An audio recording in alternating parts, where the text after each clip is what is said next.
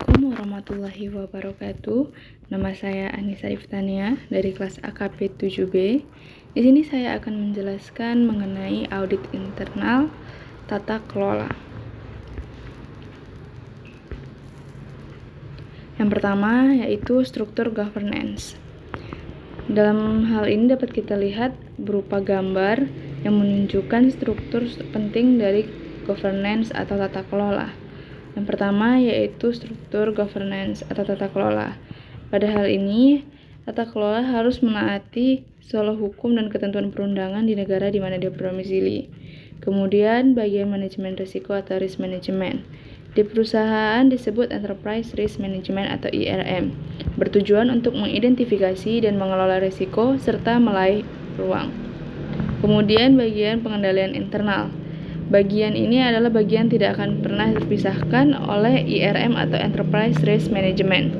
Dan kemudian panah berwarna merah atau bernama abu-abu menunjukkan arah informasi.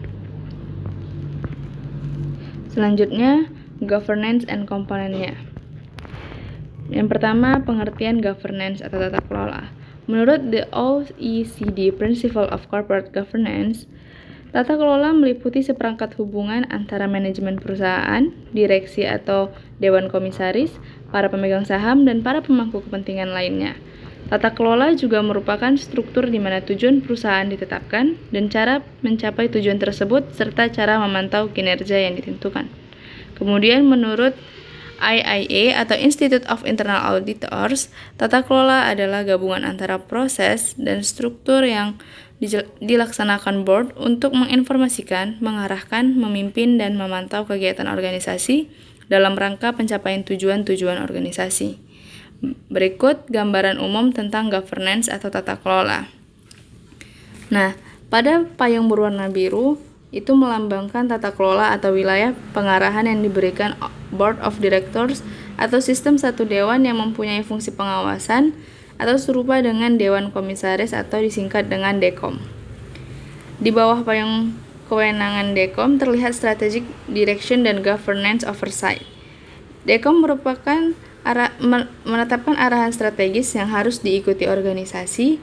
Inilah makna wilayah kewenangan Dewan Komisaris yang pertama.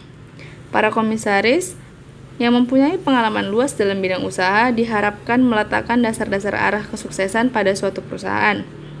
Wilayah keduanya adalah pengolahan pengawasan atau governance oversight.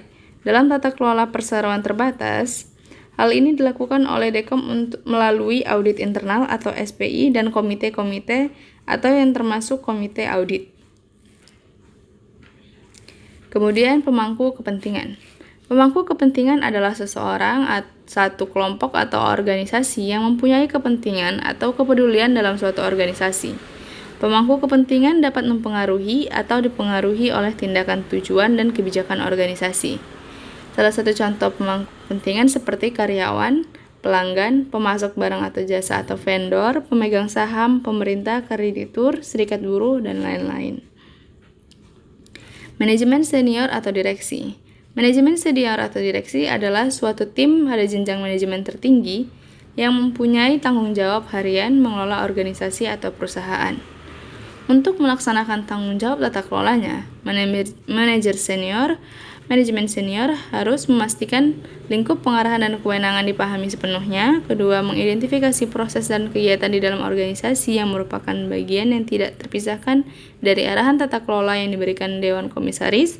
Ketiga, mengevaluasi pertimbangan-pertimbangan bisnis lain. Keempat, memastikan terkumpulnya informasi yang cukup dari pemilik risiko untuk mendukung syarat-syarat pelaporan DECOM. Kemudian manajemen senior harus melaksanakan tanggung jawab tata kelolanya dengan cara pertama, mengangkat suatu komite risiko, kedua, menegaskan syarat-syarat pelaporan, ketiga, melakukan penilaian kembali terhadap governance expectation secara berkala yang lazimnya dilakukan setahun sekali. Pemilik risiko atau risk owner. Pemilik risiko adalah seseorang yang bertanggung jawab untuk memonitor risiko-risiko yang ada di bawah tanggung jawab mereka dan mengambil tindakan yang tepat atau memberikan tanggapan terhadap risiko jika risiko itu terjadi. Menurut IIA, mencatat tanggung jawab para pemilik risiko sebagai risiko pertama, menilai atau mengevaluate apakah kegiatan-kegiatan ERM telah dirancang dengan baik agar bisa mengelola risiko terkait di dalam batas toleransi yang ditentukan manajemen senior.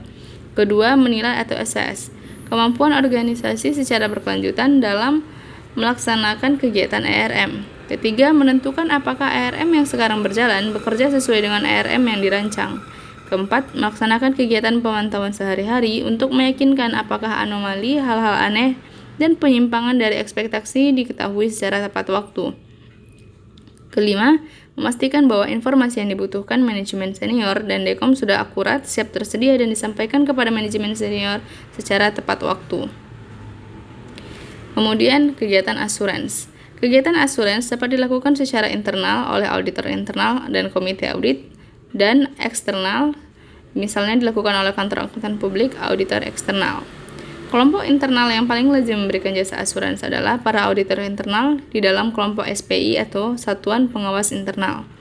Kegiatan audit internal harus menilai dan membuat rekomendasi yang tepat untuk memperbaiki proses tata kelola perusahaan untuk pertama, membuat keputusan strategis dan operasional, kedua, mengawasi manajemen risiko dan pengendaliannya, ketiga, mendorong etika dan nilai-nilai yang tepat atau dianut perusahaan, keempat, memastikan pengelolaan kinerja organisasi dan akuntabilitas yang efektif, kelima, mengkomunikasikan informasi tentang risiko dan pengendaliannya kepada unit-unit terkait dalam organisasi, kelima, mengkoordinasikan kegiatan antara dan mengkomunikasikan informasi kepada Dekom, auditor eksternal, manajemen, dan pemberi jasa asuransi lainnya.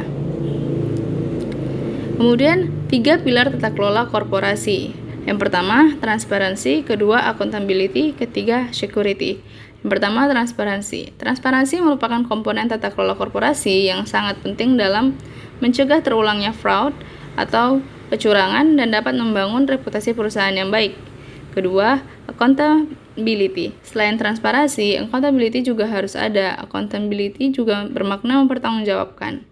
Pemegang saham harus mengetahui siapa yang akan bertanggung jawab jika suatu kesalahan terjadi. Hal ini akan meningkatkan keyakinan pemegang saham dan kemudian meningkatkan keinginan mereka untuk menanamkan modal. Ketiga, security. Meningkatnya ancaman cybercrime dalam beberapa tahun terakhir membuat security atau keamanan menjadi skala prioritas tertinggi perusahaan. Menaati standar-standar keamanan tidaklah cukup. Perusahaan perlu menanamkan budaya keamanan untuk memastikan rahasia dagang, data korporasi, informasi klien aman dari pihak-pihak yang tidak berhak. Hal ini dilakukan untuk menjaga kredibilitas suatu korporasi. Sekian yang dapat saya sampaikan, kurang lebihnya saya mohon maaf. Assalamualaikum warahmatullahi wabarakatuh.